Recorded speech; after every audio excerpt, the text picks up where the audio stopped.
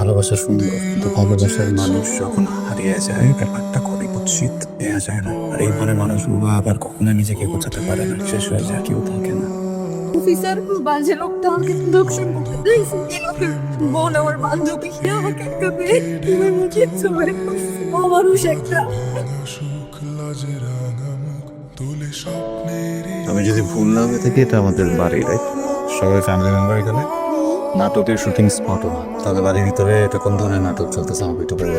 মতলব থেকে তোমাদের দেখো বাবা, আমি কিন্তু তোকে জিজ্ঞেস না করে কোনো অনুমতি দিইনি, কোনো অনুমতি আমি কিন্তু দেইনি বাবা। হ্যাঁ বসো বসো। কিসের অনুমতি? আমাকে জিজ্ঞেস করছিস কেন? হ্যাঁ বুঝি দুজন দাঁড়িয়ে আছে, বুঝিস না কেন? সুইটি, বোন আমার, কিসের অনুমতি?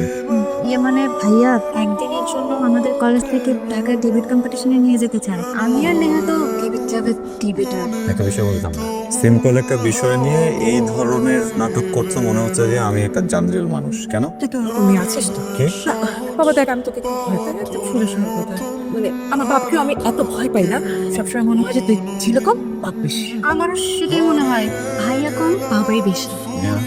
জি তুমি সুইটি ছোটবেলার ফ্রেন্ড, অনেক বছর ধরে এই বাড়িতে যাওয়া আসা করো। তোমার কি মনে হয় ওরা যেমন বলতেছে আমি তেমন? আমি সত্যি এমন। না না না, মানে ওরা ভাবে আপনি এমন, আপনি তো মোটেও এমন। আপনি কত নাইস, সারাক্ষণ শুধু হাসেন, কত জলি মাইন্ডেড। ভাইয়া আমরা কি কম্পিটিশনে যাচ্ছি? আমি কিন্তু এই সময় মধ্যে নেই। আমি আগেই বলেছি যা কিছু জানো ওরা যায় না, আমি কিন্তু এখনো কোনো অনুমতি নেই। আমি সবের মাঝেই কিন্তু লাগতাম। সুইটি, বোন আমার, অল দ্য বেস্ট। সরি ভাইয়া। তুই যাচ্ছিস? মা, আমি তোমাকে গাড়ি ঠিক করে দিব, তুমিও যাবে। আমি যাচ্ছি, আমি যাচ্ছি। নেহা, জি? আমার ফ্যামিলি যাচ্ছে, সাথে তুমিও থাকছো। আর বোনটার খেয়াল রেখো, নাহলে কিন্তু একেবারে হবো। ডোন্ট ওয়ারি, আমি আছি না, আমি আপনার বোনের খেয়াল রাখবো। ওকে যাচ্ছি বাবা। কালকে বলবো না। ডান, ভয় পাও? ভয় পাওয়ার কিছু নেই, লাইসেন্স করা। আচ্ছা তোর ভাইটা এরকম কেন বলতো? মানে ঠিক আছে সবকিছু, কিন্তু কেমন জানি গম্ভীর গম্ভীর হয়ে থাকে সারাক্ষণ। তার পেছনে একটা কারণ আছে। কি কারণ? আমাদের বাবা ছিলেন এই এলাকার কাউন্সিলর। একদিন ভাইয়ার সামনে বাবাকে মেরে ফেলা হয়, আর সেটা ছিল ভাইয়ার জন্য অনেক বড় একটা ট্রমা। খুব অল্প বয়সে ভাইয়া পরিবারের দায়িত্ব পেয়ে যায়, আর তারপর থেকে আমরা সবাই ভাইয়াকে বাবার সময়ই মানি। এই এলাকার জন্য ভাইয়া অনেক কিছুই করলেন, বাবার হত্যার লড়াই লড়লেন। তুই জানিস ভাইয়া তখনও হাসি খুশি ছিল, তখনও হাসি খুশি ছিল। তারপরে কেউ নেই। তারপর এমন কিছু ভাইয়ের সাথে ঘটলো যেটা ভাইয়ের জন্য অনেক বেশি কষ্টের ছিল।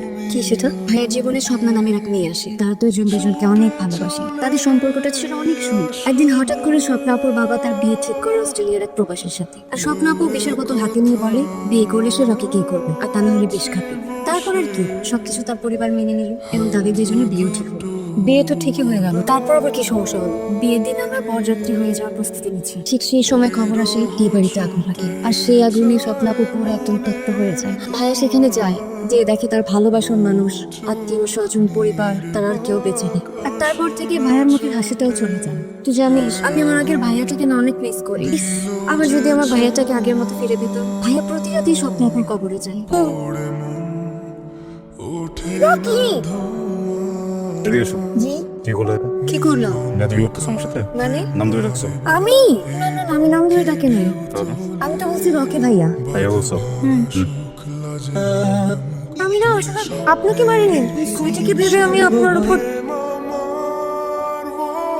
আমি আমি না আপনাকে জড়াই ধরতে চাই না। আমি ওই যে ওকে জড়াই ধরতে গিয়ে তাকে? হিয়া, ওকে। হিয়া, তাকে? আপনার বোন। বাবা একটু মাছতে। ভাই একটা কথা বলার ছিল। বলো। কয়দিন যাবত নেহাকে কিছু ছেলে ডিস্টার্ব করে, আর এই বিষয়টা নিয়ে অনেক ডিস্টার্ব। তুমি যদি বিষয়টা একটু দেখতে খুব ভালো হতো। না মানে সুইটি তো নেহার বেস্ট ফ্রেন্ড না, আমি চাচ্ছি যে ব্যাপারটা ঠিক নিজ হাতে হ্যান্ডেল করে। এই যে আমি প্রত্যেকদিন এই রোড দিয়ে হেঁটে যাই, আর ওরা এখানে দাঁড়ায় আমাকে ডিস্টার্ব করে। নাম কি? নাম তো আমি জানি না। দেখতে কেমন? আমি জানি, কিন্তু ওদের সামনে আমি বলতে পারবো না। তোমরা বলতে পারবো না মানে আমরা কি সে মানুষের ভিতরে দিবেন আমাকে সামনে বলতে পারবো না মানে কি বলো দেখে কেমন ছিল? সবার কথা আমি বলতে পারবো না, কিন্তু একজনের কথা আমার মনে আছে। সে দেখতে আপনার মতো, এরকম উচ্চার, লম্বা, সুন্দর, শুধু একটু কম হাসি। ওকে তুই আসলে কি হয়? প্রবলেম কি? কি হয়েছে? দেখেন আমি খুব সহজ সরল কথাবার্তা বলি, সোজা সাপটা কথা বলি, আমি এত ঘুরে পেঁচে কথা বলতে পারি না, ঠিক আছে? আমি অনেকদিন থেকে আপনাকে একটা কথা বলতে চাচ্ছিলাম, কিন্তু আপনার সারাক্ষণ আশেপাশে এতজন মানুষ থেকে আমি কিছুই বলতে পারি না। কিন্তু আজকে আমি এই নাটকটার সাথে শুধু আপনার সাথে একটু কথা বলতে চাই। সেটা হচ্ছে যে আমি আপনাকে বিয়ে করতে চাই, মানে আপনি আমাকে বিয়ে করবেন এবং বিয়ের পর আমাদের অনেকগুলো বাচ্চা হবে। আমি আপনার ওয়াইফ হতে চাই। আমি আপনাকে মানে তোমাকে ভালোবাসি। I love you Rocky. আমি তোমাকে মন দিতে চাই। খুশি দেখাইছো না ব্যাটা দিন একটা কেন আর 10টা থাপ্পড় দাও আমাকে, আমার কোনো সমস্যা নেই। মানুষের কাছে হইতে পারে তুমি আমাকে থাপ্পড় মারছো, কিন্তু আমার কাছে এটা কি জানো? আমার কাছে এটা হচ্ছে তুমি আমার শরীরের প্রথম স্পর্শ।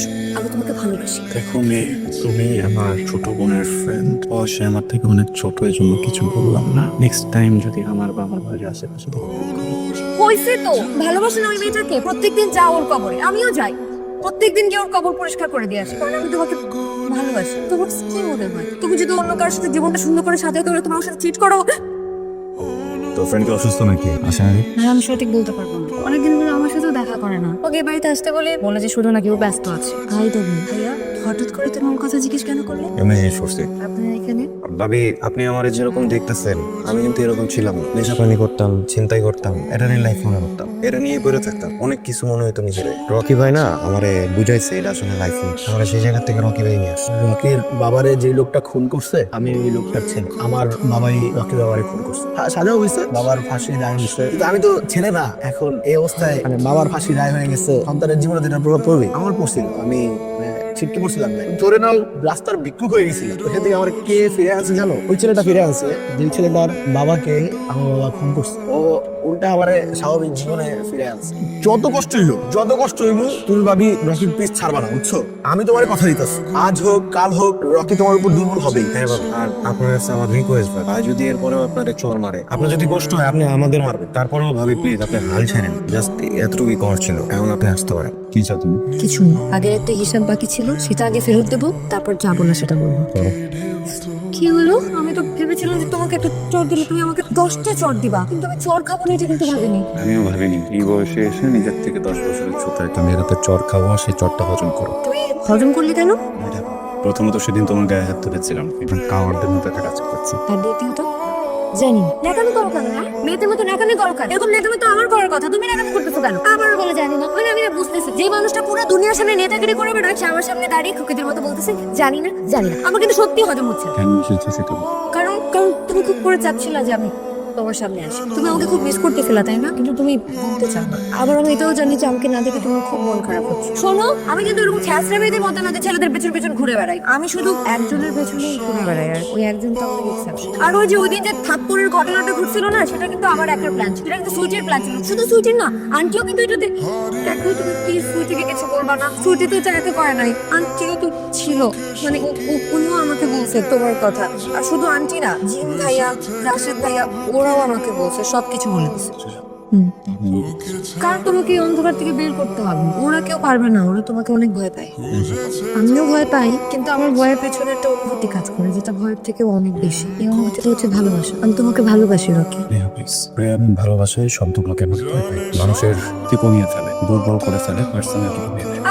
আসছি উনি পার্সোনালিটি নিয়ে কথা বলতে। এই তোমার পার্সোনালিটি কি হিটলারের থেকেও বেশি? হিটলারেরও কিন্তু গার্লফ্রেন্ড ছিল। আর শোনো, পৃথিবীতে যত বড় বড় পার্সোনালিটি আর লোকজন আছে না, তারা সবাই এক জায়গায় আটকা ভালোবাসে। আর যত সিংহ পুরুষগুলো আছে না, তারা বউর সামনে গিয়ে কিন্তু বিড়ালের মতো হয়ে থাকে। খালি আমার কপালটাই খারাপ যে আমি এরকম একটা মানুষকে ভালোবাসছি, সবই আমার করতে হয়। কোথায় তুমি আমাকে প্রপোজ করবে, উল্টা আমার তোমাকে প্রপোজ করতে হচ্ছে।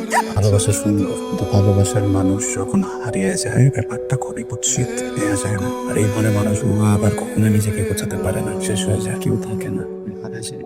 আমি হারাবো না, প্রমিস। তোমাকে অনেক ভালোবাসা দিয়ে রাখবো, প্রমিস। তোমার মনের ভেতরে যতগুলো অন্ধকার আছে আমি সবগুলো তালা জ্বালিয়ে দেবো। আর যদি আমি আলো চালাতে না পারি, তাহলে তোমার সাথে অন্ধকারে বসে থাকবো। কি ব্যাপার, কিছু বলতেছো না কেন? ওয়ার্ক করে নাই তাই না? জানি তো আমি রিজেক্টেড। আচ্ছা এখন আমি কি করবো বলো তো? আমি তো দুনিয়ার মানুষজনকে দেখছি প্রেম করতেছে, প্রেম করে ছাগা খাইতেছে, ছাগা খাই তারপরে দুঃখের গান শুনতেছে, যত মেমোরিজ আছে একসাথে ওগুলো মনে করতেছে। কিন্তু আমার কপালটা দেখো, আমার তো তোমার সাথে প্রেমই হয় না। আমার কোনো মেমোরিজ নাই যে এই যে আমি তো কষ্ট পাবো, তোমার সাথে যেহেতু প্রেমই হয় না। কষ্ট পেয়ে তো মানুষের দুঃখের গান শোনার পরে তারপরে ওই যে মেমোরিজ গুলো মনে করে। আমাদের তো কোনো মেমোরিজ। আরে এটার মানে কি? পজিটিভ না নেগেটিভ? তার মানে পজিটিভ। আই রকি, শোনো, I love you too. Officer বাজে লোকটা আমাকে দর্শন করতে দিয়েছে, এই লোকের বোন আমার বান্ধবী। সেই সুবাদে আমি ওদের বাসায় যাওয়া আসা করতাম। আমাকে একটা মেয়ে ঘুমের মধ্যে চলে, ও মানুষ একটা।